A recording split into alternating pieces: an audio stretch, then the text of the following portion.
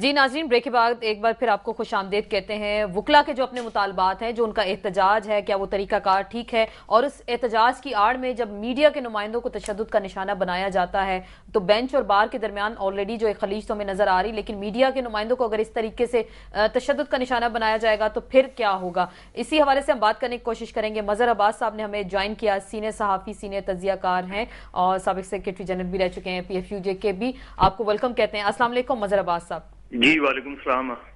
مظہر صاحب، آج جو کچھ لاہور میں ہوا اور 2-3 دن سے آپ دیکھ رہے ہوں گے سارے کا سارا قصہ، لیکن آج جس طریقے سے صحافیوں کو تشدد کا نشانہ بنایا گیا اور جو ہم نے پہلے بھی مثال دی 2 سال وکلا کی پرامن جو تحریک تھی، عدلیہ کی جو بحالی کی ایک مہم تھی، اس میں تو میڈیا نے ساتھ دیا، سول سوسائٹی نے دیا، لیکن اب تو ڈائریکٹلی اگر وکلا کوئی بات نہیں مانتے، احتجاج کرتے ہیں اور سیدھا پتھراؤ وہ کرتے ہیں میڈیا کے نمائندوں پہ، تو اب کیا اس حوالے سے آپ کیا کہتے ہیں؟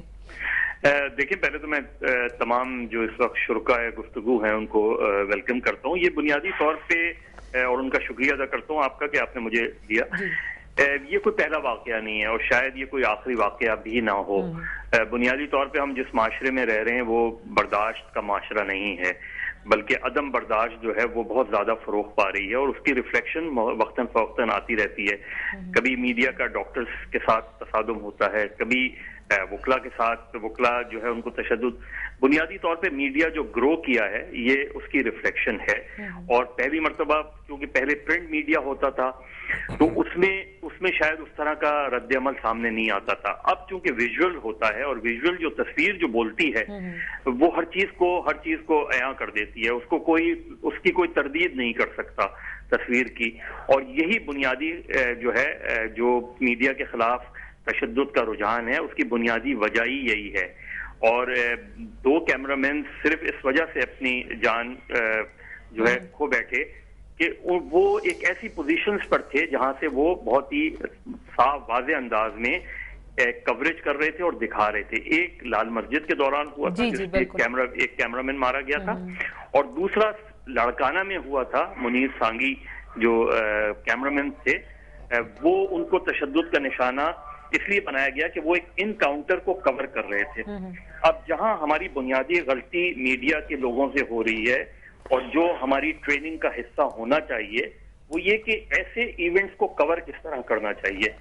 جب آپ کوریج کر رہے ہوتے ہیں کسی وائلنس کی تو جس کے ہاتھ میں پتھر، ڈنڈا یا بندوق ہوگی وہ کبھی آپ کو الاؤ نہیں کرے گا کہ آپ اس کی ویژول بنائیں، اور اگر آپ ویژول بنا رہے ہوں گے تو آپ براہ راست اس کا نشانہ بن سکتے ہیں۔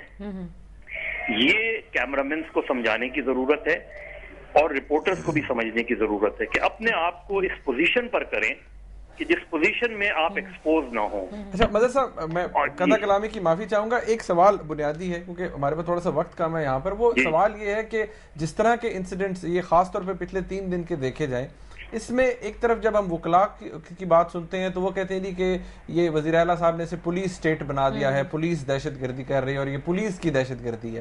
دوسری طرف جب عام سول سوسائٹی کے لوگوں سے بات کی جائے تو وہ کہتے ہیں جی وکلا جن کو سمجھا جاتا ہے کہ بڑے پڑھے لکھے لوگ ہیں، رائٹیس لوگ ہیں، یہ اگر اپنا ایک مطالبہ منوانے کے لیے اس طرح سڑکوں پہ نکلیں گے اور پھر انڈسکریمنیٹلی لوگوں کو تشدد کا نشانہ بنائیں گے، جس کے اندر پولیس بھی شامل ہوگی، جس کے اندر میڈیا بھی شامل ہوگا، کیا امپریشن جائے گا ہماری اسٹیٹ کا؟ دیکھیے، جو اس وقت وکلا کا امپریشن بن رہا ہے وہ وکلا کو خود ریویو کرنا چاہیے۔ جو فوٹیج آج بنی ہے، جس طریقے سے ایک پولیس ڈرائیور کو جس طریقے سے مارا جا رہا ہے، وہ کسی بھی طریقے سے یہ وکلا کو خود سوچنا چاہیے کہ جس طریقے سے وہ مار رہے ہیں کوئی بھی گھر میں بیٹھا ہوا فرد، اور اب میڈیا وہ ہے جو بیڈ روم میں دیکھا جاتا ہے، کوئی فرد اس چیز کو جو ہے رسپیکٹ نہیں دے گا، اور وکلا کی جو کریڈیبلٹی ہے وہ روز بروز کم سے کم ہوتی جائے گی۔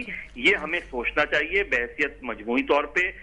وکیل جو ہے بہت اہم انسٹیٹیوشن ہے، میڈیا بہت اہم انسٹیٹیوشن ہے، عدلیہ اور میڈیا دو ایک ایسے انسٹیٹیوشن ہیں جو آزادی جنہوں نے اپنی بڑی جدوجہد سے حاصل کی، اس کو سنبھالنا بڑا ضروری ہے، اور دونوں کے درمیان جو ہے یہ تعاون جو ہے اگر نہیں ہوگا تو یہ یقین جانیں کہ پھر غیر جمہوری قوتیں جو ہیں ان کو فائدہ ہوگا اس چیز کا۔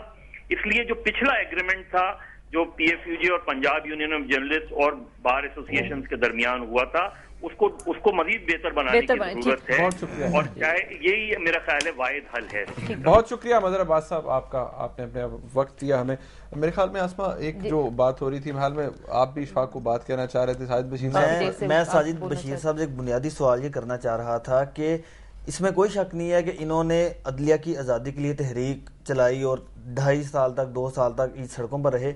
मेरा सवाल सिर्फ ये है कि इन्होंने माजूल जजों को बहाल कराने के लिए 2 साल तक सड़कों पर तो रहे हैं, लेकिन आज तक कभी भी इन्होंने पीसीओ जजेस की अदालतों में नहीं घुसे, ये ना उनकी अदालतों के शीशे तोड़े हैं। तो आखिर क्या जरूरत पड़ गई थी कि 3 माह सिर्फ हुए हैं इनको सेशन जज के तबादले के लिए रैलियां निकालते हुए, लेकिन अगर वो नहीं हुआ तो इन्होंने चीफ जस्टिस के कमरा अदालत के शीशे तोड़ दिए, उनके पुतले नजर आतिश कर दिए और उनके खिलाफ नाज़िबा अल्फाज इस्तेमाल किए। तो ऐसा फिर अगर इसी तरह करना था तो फिर वकला की 2 साल की तहरीक क्यों चलाई गई, क्यों नहीं पीसीओ जज को बाहर निकाला गया? लीडर एतजाज एहसन साहब अभी भी कह रहे हैं कि वकला गर्दी जो बंद होनी चाहिए। आप भी अगर रिस्पॉन्ड कर दें फिर एक ही बार जवाब लेंगे मेरा यही साजिद साहब से। ये मैं इसी बात में आऊंगा। और एक तो इन्होंने कहा ना, हमने 2.5 साल के दौरान कुर्स साहब ने भी कहा कि कभी पत्थर नहीं मारा किसी को। उन 2.5 सालों में वकला को पता था माजरत से कि अगर हम किसी को कुछ करेंगे तो जो अदलिया अंदर बैठी है ना, वो हमारी सपोर्ट में नहीं बोलेगी। अब चूंकि अदलिया 1 मिनट से पहले स्पोर्ट में बोलते हैं, जिस तरह माजरत जिस तरह अदलिया ने आधी रात को जमानतें ली हैं, कभी लेते ना हमारी किसी की नहीं। बार बार आप कह रहे हैं कि वकीलों को इंसाफ मिलता है, आप कह रहे हैं सहाफियों को नहीं मिला। अभी मदर अब्बास साहब ने कहा कि पीएफयूजे और पीयूजे ने जो मुआहिदा इनके साथ किया था, मैं उसमें था, मैं उस वक्त भी सेक्रेटरी था, बिल्कुल दुरुस्त थी। उस मुआहिदे के तहत इन्होंने 4 अफराद जिनके लाइसेंस मुअत्तल करने थे, उनके खिलाफ कार्रवाई करनी थी। उनके खिलाफ कार्रवाई नहीं हुई, उनमें से 2 अफराद ने इलेक्शन लड़ा। जो आज भी मुझे उस वक्त फैसला हुआ कि मैं एक साहब उनका नाम नहीं लूंगा, ये कह रहे हैं जी चूंकि वो मेरी कम्युनिटी के, मैं नहीं नाम लेता, लेकिन उसके वक्त फैसला हुआ कि उनके खिलाफ भी कार्रवाई होगी। अब वो सदर का इलेक्शन लड़ रहे हैं। हमने हमेशा पासदारी की है। इन लोगों ने हमें कहा कि फलां शख्स जो है हमारे खिलाफ गलत कार है, हमने उसके खिलाफ कार्रवाई की, हमारे पास सबूत मौजूद हैं। हमने नासरा भाई को दिया, नासरा को भी दिए, वहाँ अहमद अवैस साहब इस चीज़ का गवाह हैं, जो उस वक्त जिम्मेदार दिए, लेकिन इनकी तरफ से ना हुआ। और मैं आपको लिख के देता हूँ, आज जो तमाम इलेक्ट्रॉनिक मीडिया पे फुटेज चल रही है, इसके बाद पीर के रोज आप देखेंगे कि दोबारा सहाफियों के साथ ये नहीं करेंगे। मैं कहता हूँ ये खुद ठीक होंगे, कोई और लोग करेंगे।